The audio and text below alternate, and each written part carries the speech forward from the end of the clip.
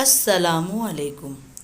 Learning Urdu made easy by Ulfat Shaikh में आप तमाम का इस्तकबाल है। बच्चों, आज हम अल्फाज के मजमूए के लिए एक लफ्ज़ सीखने जा रहे हैं, तो आइए सीखते हैं। अल्फाज का मजमुआ, 7 रंगों की कमान, एक लफ्ज़ कौसे कज़ा।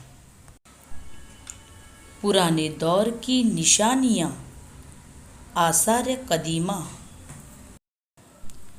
बेशुमार सितारों सैयारों का मजमुआ, कहकशा। पुरानी मशहूर यादगारें, आसार सनादीद।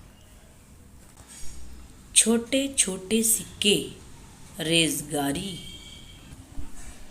कागज़ पर लिखी गई सनद, दस्तावीज़। आज का होमवर्क आपके लिए।